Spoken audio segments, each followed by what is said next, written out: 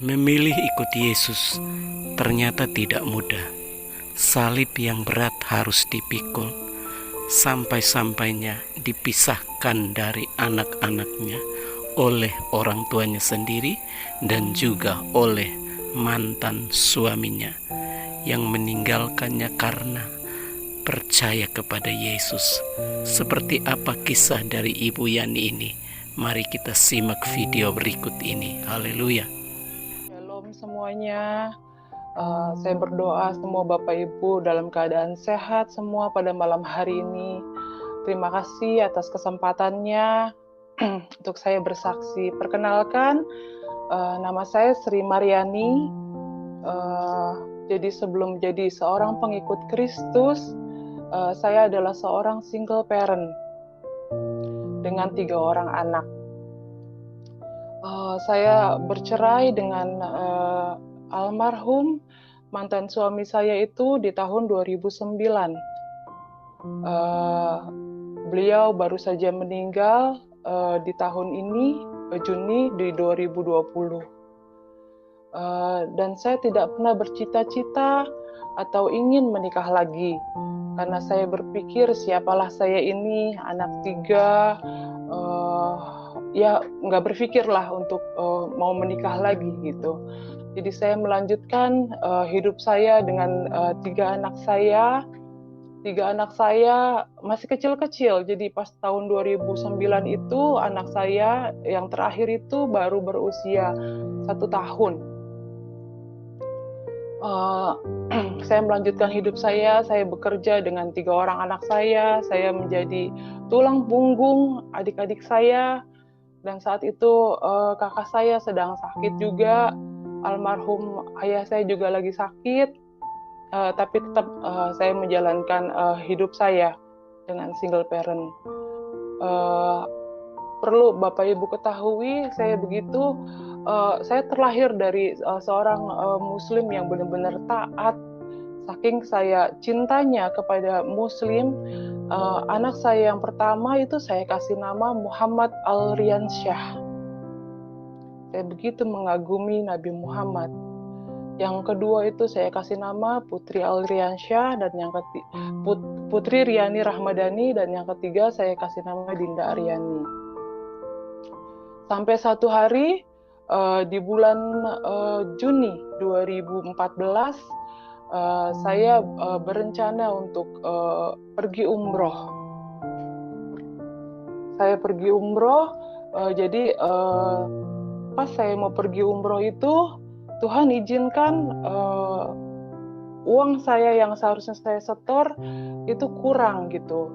Akhirnya saya pinjam sama teman saya yang seorang Kristen gitu ya. Saya bilang saya mau pergi umroh tapi uangnya kurang gitu, saya bilang. Lalu gak tahu ya, dia baik banget gitu, dia langsung kasih gitu, dia transferin. Terus saya bercandain, kamu gak mau jadi Muslim, aku bilang gitu pas saya mau pergi. Lalu dia bilang, kamu pergi, kamu berdoa di sana, kamu cari kebenaran. Kalau untuk menjadi seorang Muslim itu tidak mungkin, karena saya terlalu cinta Yesus, kata dia gitu. Lalu mungkin dia saat itu ngomong biasa aja nyampein-nya ke saya, tapi di hati saya itu kayak tertancap gitu. Tapi saya abaikan saja gitu loh. Jadi Juni itu saya tetap pergi umroh.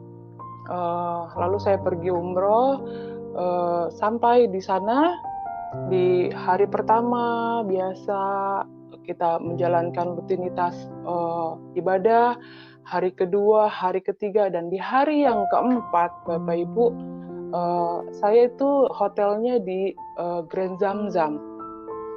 Grand Zamzam itu di Mekah, jadi dia itu connecting dengan Mekah, dengan Ka'bah. Jadi di kamar itu azan, suara pengumuman itu kedengeran di kamar saya. Jadi selesai saya melakukan tawaf, saya istirahat di kamar. Saya senderan, lalu saya buka jendela sambil melihat orang-orang lagi tawaf. Lalu entah apa, saya juga nggak ngerti itu Roh Kudus atau apa, saya nggak ngerti sama sekali. Tapi nggak kenceng, nggak kecil, tapi jelas. Suara itu seperti, kamu lihat, manusia sedang melakukan kesia-siaan, memutar batu hitam. Saya ketakutan kan dengar suara itu. Apa iya? Ini suara apa? Masa pengumuman di kamar saya pengumumannya aneh, gitu loh. Itu tapi jelas sekali gitu di telinga saya, Bapak Ibu. Saya abaikan, tapi hati saya sudah mulai guncang, sudah mulai galau. Karena saking saya penasarannya, saya turun lagi. Jadi hotelnya itu hotel, terus mall, terus jalan aja sedikit itu Mekah. Saya jalan lagi, saya pergi lagi ke Mekah, saya umroh lagi, saya melakukan tawaf lagi. Karena saya penasaran, saya buka, saya singkapkan gitu. Benar memang batu hitam gitu. Terus sepertinya saat itu logika saya, pikiran saya mulai terbuka gitu. Ya, ngapain ya saya melakukan hal ini ya? Ngapain ya saya? Pokoknya berkecamuk saat itu. Ngapain ya? Emang iya ya Tuhan sampai sesusah ini gitu. Sampai nanti kalau teman-teman saya, ini aja saya mau pergi aja uang kurang, gimana kalau orang susah yang nggak bisa pergi gitu ya. Dia susah dong untuk bertemu dengan Tuhan gitu loh. Itu mulai logika saya di situ berkecamuk gitu, rasa galau, rasa ingin tahu, rasa penasaran. Tapi kan pergi umroh itu 14 hari, itu baru hari keempat. Saya sudah galau, sudah bimbang gitu. Tapi tetap saya melakukan dan menyelesaikannya dengan ya sudah gitu, dengan kegalauan itu. Saya pulang ke Indonesia, saya nggak cerita sama keluarga saya. Saya nggak ngomong sama siapapun, saya simpen sendiri dengan di hati yang terus berkecamuk gitu. Terus saking saya penasaran, saya mesti nanya ke siapa ya. Tapi sekarang kan gampang Bapak Ibu, informasi gampang kita dapatkan di handphone gitu.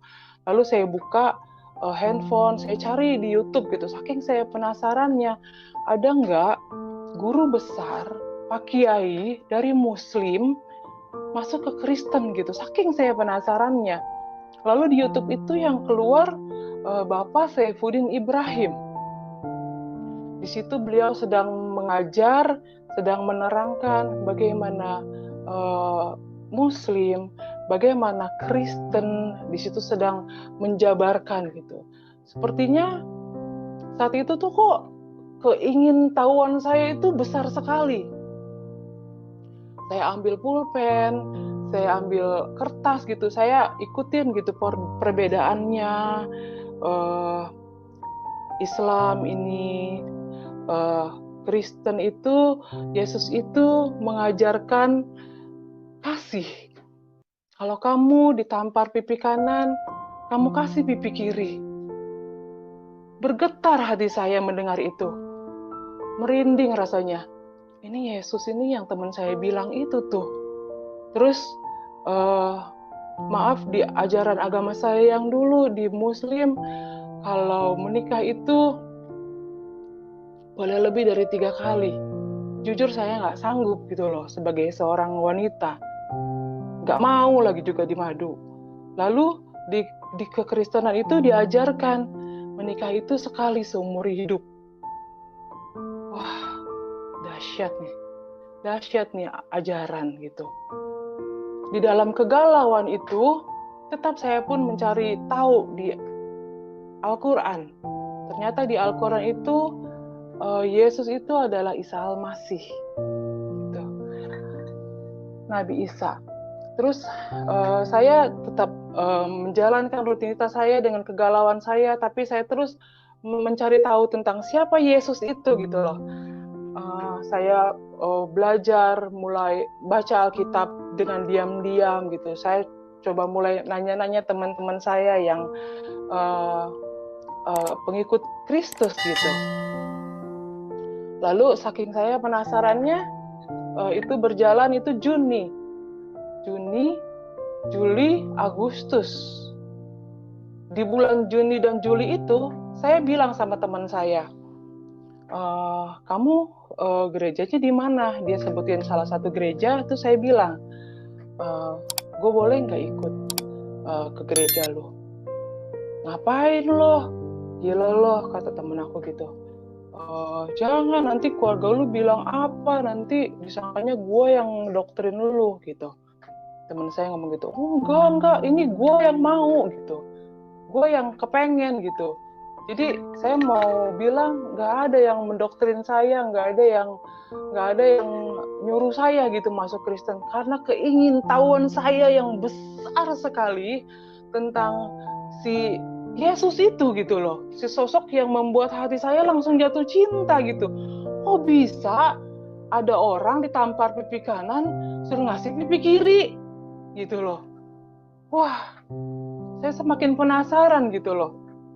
Semakin saya tahu lagi, banyak hal-hal yang saya bertambah cinta saya gitu sama sama sosok Yesus ini gitu loh. Lalu pertama kali saya masuk ke gereja seumur hidup saya bingung Bapak Ibu, bingung jujur. Karena di gereja itu pas saya lihat gelap. Terus cewek sama cowok itu nyampur bersatu gitu.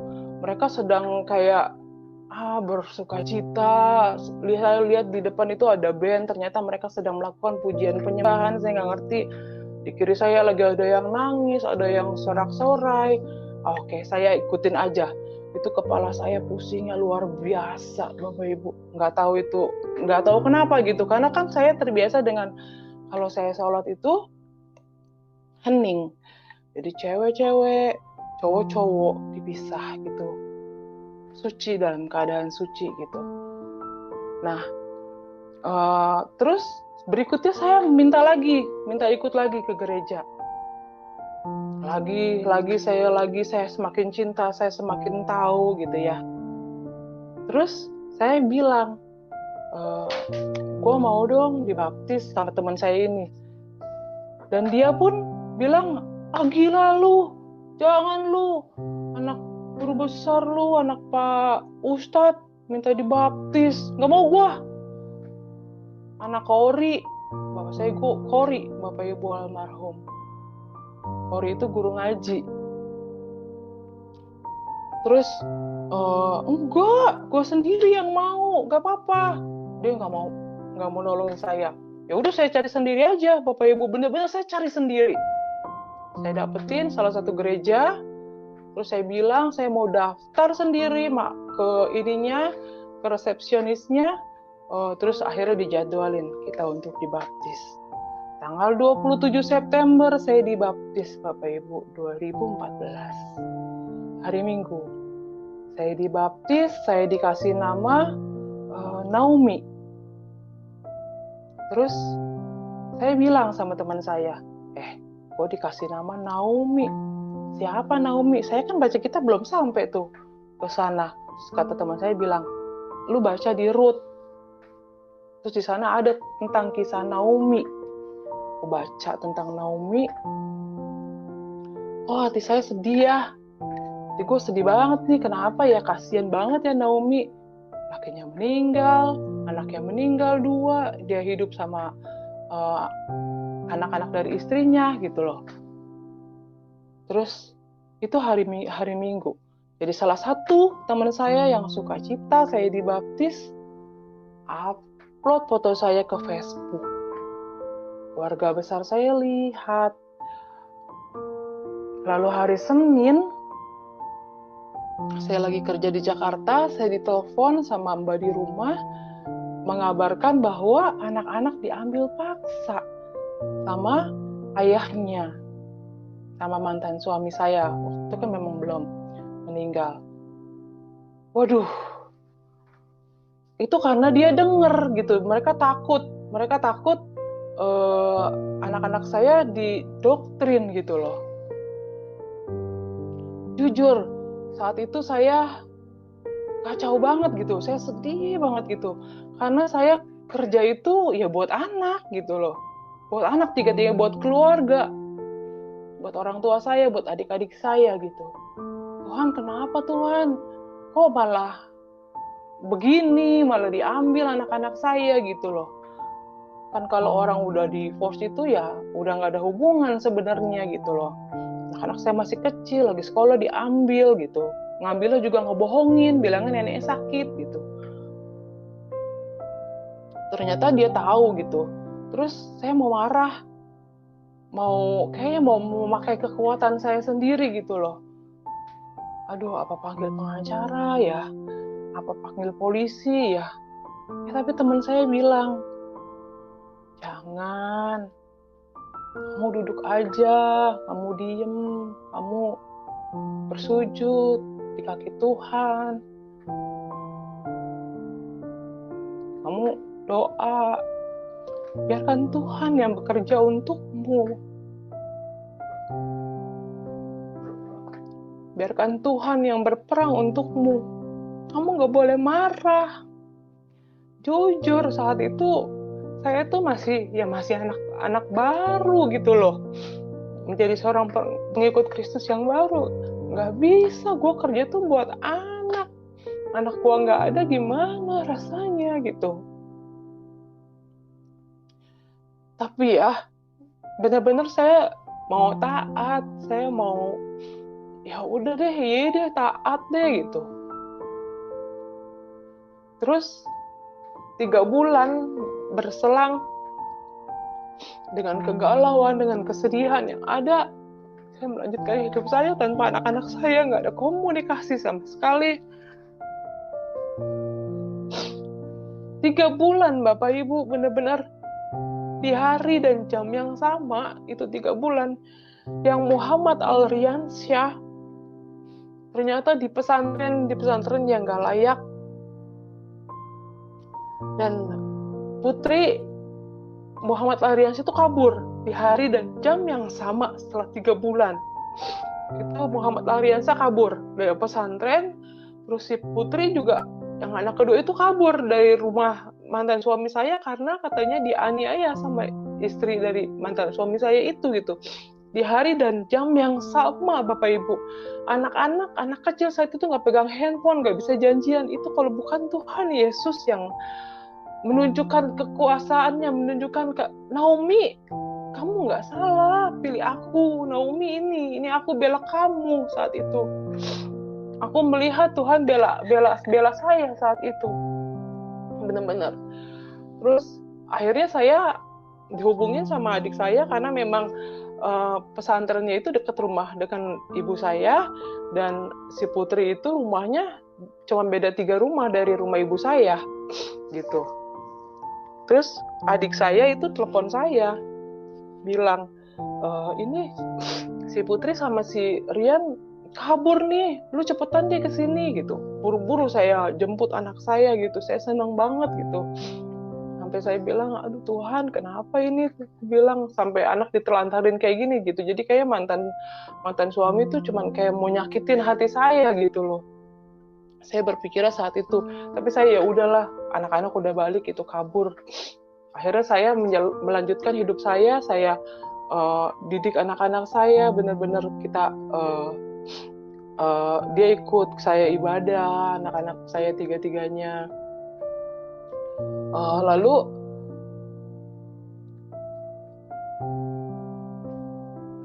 banyak pencobaan, lalu keluarga besar saya pun tahu saya dicoret dari daftar warisan, saya dicari-cari mau dibunuh, sampai saya ketakutan.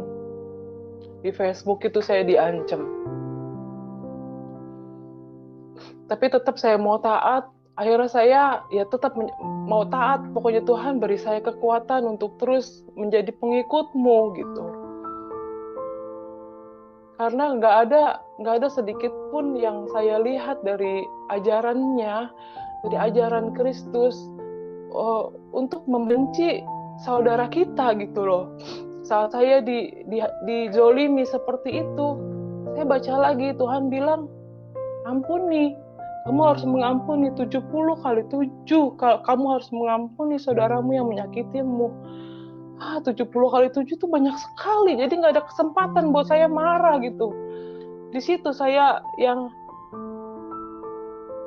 benar-benar terus saya semakin yakin gitu. Semakin Tuhan memberikan ujian, semakin saya mau terus maju gitu, Bapak Ibu. Terus dengan berjalannya waktu, saya kerja ke Bali sampai satu titik almarhum ayah saya meninggal. Saya ditelepon sama adik saya, dikabarin, lalu saya pergi, saya pulang, saya cari pesawat yang benar-benar penerbangan pertama.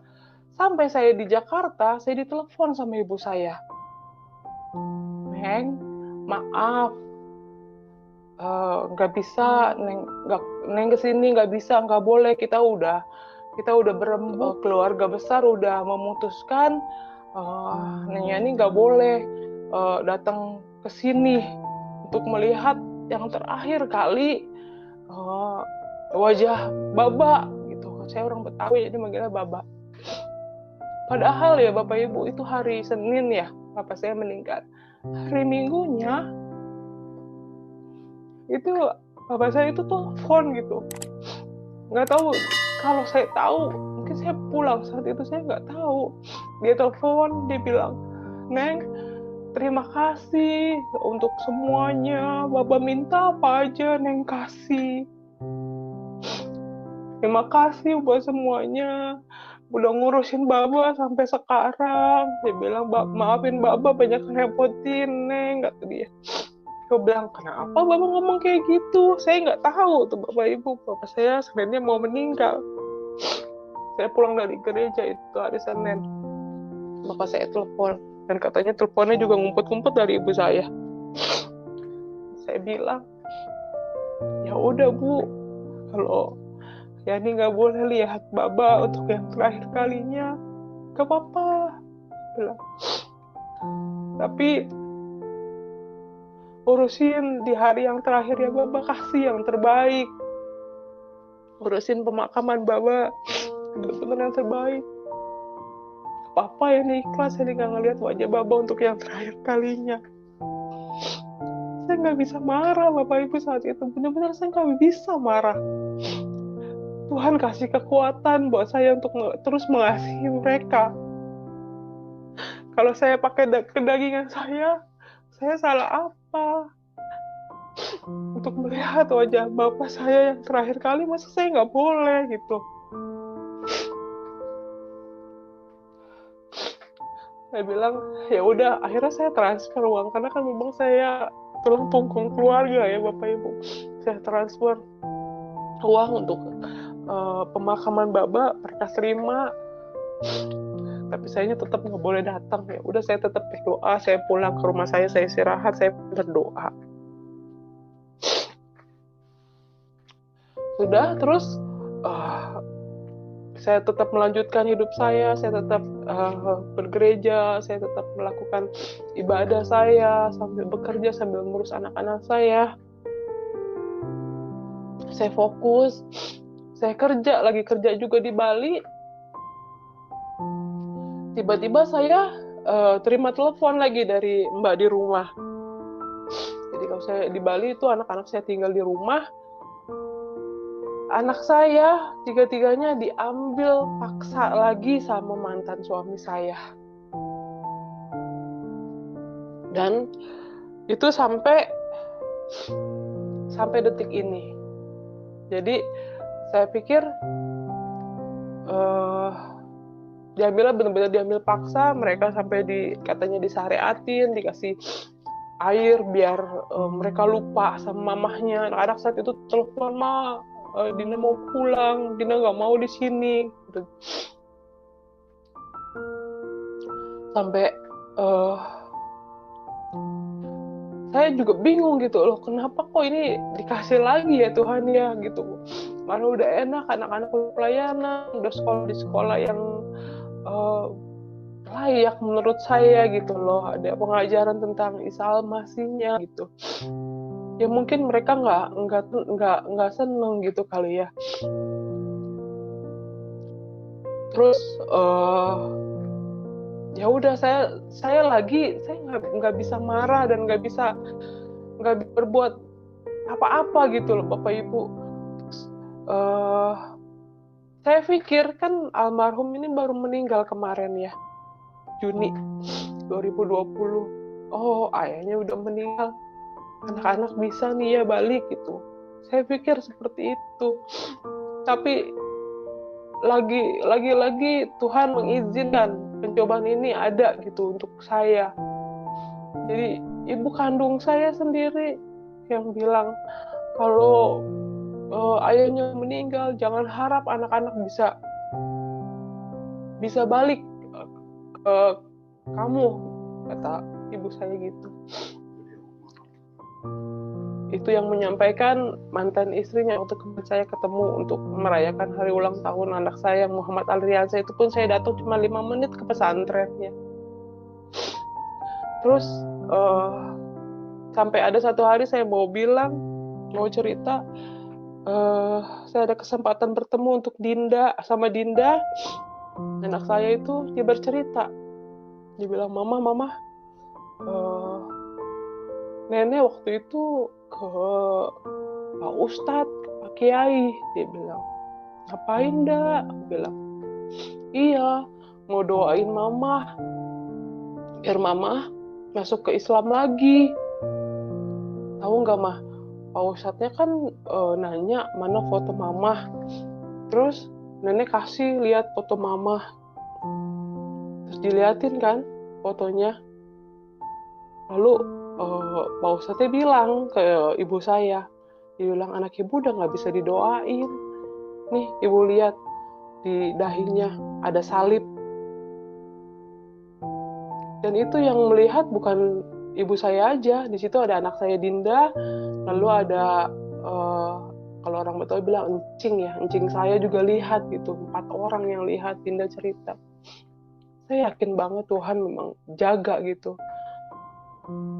Jaga saya dan melindungi saya sampai segitunya gitu. Itu aja sih yang saya mau sampaikan, kesaksian saya. Jadi mungkin sampai sekarang pun saya masih banyak belajar. Tapi saya tetap satu hal yang saya mau sampaikan, tetap jadi orang baik. Tetap jangan marah apapun yang kita hadapi. Tetap setia sama Tuhan Yesus apapun yang kita hadapin saat ini, karena Dia selalu ada untuk kita, selalu ada untuk bela kita gitu. Karena saya melihat tidak ada yang salah dari pengajarannya, dari kasihnya yang begitu besar pada kita gitu. Itu aja. Terima kasih Bapak Ibu, Tuhan Yesus memberkati. Salib yang dipikul tidak membuatnya meninggalkan Tuhan. Ibu kandungnya yang seharusnya mengasihinya menjauhkannya dari anak-anaknya. Begitupun suaminya menjauhkannya dari anak-anak, tetapi tidak pernah tinggalkan Yesus. Memang berat dan sangat berat, tetapi itu tidak pernah memisahkannya dari kasih dan cintanya kepada Tuhan. Satu hal lagi yang membuat dia sampai menangis adalah ketika ayahandanya meninggal, dia tidak diizinkan oleh keluarga untuk menjenguk ayahnya yang terakhir kali. Tetapi dia mengikhlaskan semua karena di dalam hatinya ada kasih Tuhan. Terus berjuang ibu, perjalananmu masih panjang dan pasti Tuhan akan memberikan kemenangan. Amin. Jangan lupa klik video yang di sini ya. Terima kasih.